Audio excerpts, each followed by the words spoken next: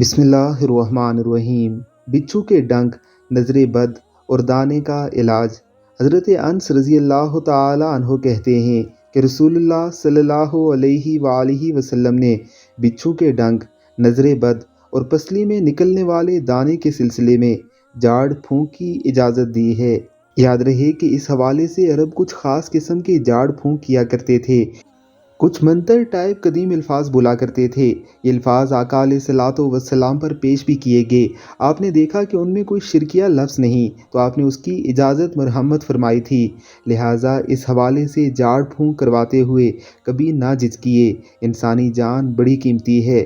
جھاڑ پھونک اور دم کے حوالے سے صرف اس بات کا احتیاط رکھیے کہ جھاڑ پھونک کرنے والا کوئی مشرک تو نہیں، یا شرکیہ الفاظ کے ذریعے دم تو نہیں کر رہا۔ اگر ایسا نہیں تو یہ جائز ہے۔ اللہ ہم سب کو سمجھنے کی توفیق دے۔ آمین، اللہم آمین۔